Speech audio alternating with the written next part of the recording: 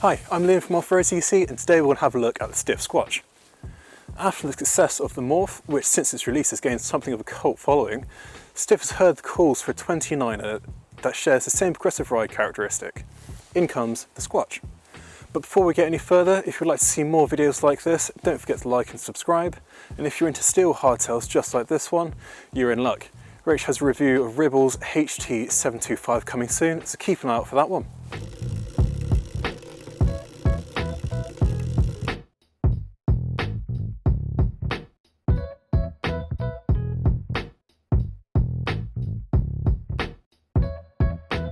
The Squatch has spent 3 years in its design phase before its release, and the brand has aimed to create a bike that's playful despite its 29-inch wheels and progressive geometry. Stif says that the design has been approached in two halves, one for climbing and one for descending. Its 78-degree seat tube angle is promised to make for efficient and balanced handling when the trail points up. And it's possibly the steepest seat tube angle you can find on a hardtail. That's steeper than the Pipe Dream Moxie's 77.5 degree seat tube angle and the 74 degree seat tube angle on the Ragley Blue Pig Race. You'll find that Stif has curved the seat tube just above the bottom bracket, which has enabled the brand to shrink the chainstay to 430mm, while allowing enough space for up to a 2.6-inch tyre. A very nice touch is that Stif has measured the effective seat angle with a 200mm dropper seat post at full extension and with that seat post at the minimum insertion. This means that the seat tube angle at its very slackest it'll ever get is 78 degrees. This also means that if you don't have a dropper post at minimum insertion, which is the case for most of us, our seat tube angle will effectively be a little bit steeper. This is important because as the saddle rises, the seat angle slackens and the rider's weight is then shifted over the rear wheel. That results in a less efficient position for pedalling. So taller riders who have the seat post higher up will notice this. However, a 78-degree seat tube angle is very steep, especially for a hardtail. So even taller riders should find the most efficient position really easily. The downhill half of this design sees a 64-degree head tube angle, and that's been chosen because Stif says it balances a stable and confidence-inspiring ride without allowing the front end to get floppy and vague. For a 130mm hardtail, that's definitely slack. Then that head angle is paired with that 130mm fork, which on this model is a RockShox Pike Ultimate.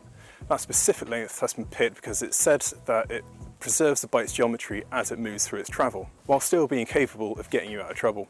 The fork is also one of the sure offset offerings, which gives the bike a greater trail measurement, and with the bike's 30mm stem, that results in sensitive steering, allowing you to put the tyres exactly where you want them on the trail.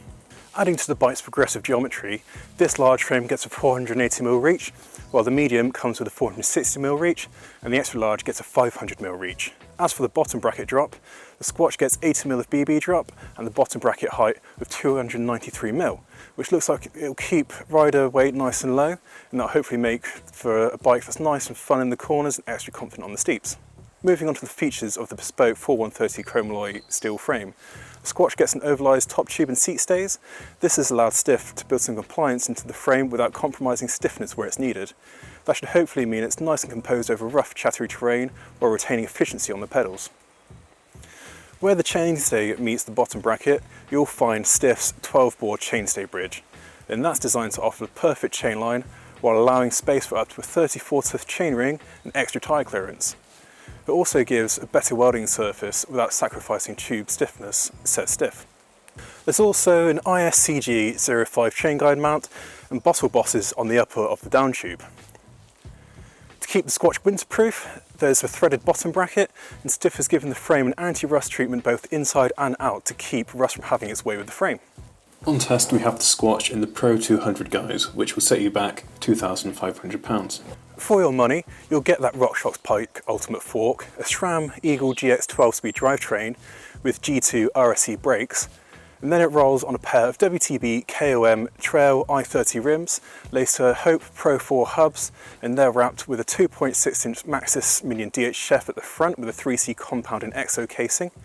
And then there's a 2.6-inch Maxxis Recon at the rear with the same 3C compound, but with a stronger EXO Plus casing. KS supplies the dropper post with the Lev Integra, and this bike comes with a 200mm drop. Finally, Bergtech handles the finishing kit with an 800mm bar and a 35mm stem. A neat trick is that the Squatch comes with a pair of Bergtech Penthouse Mark IV composite pedals as well.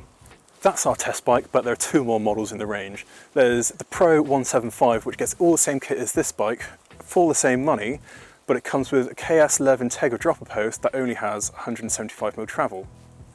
If those prices are a bit rich for your blood, you can get the frame by itself for £600, and that's a great starting point if you like all of the benefits of the Squatch frame, but with the ability to create a more budget-friendly build.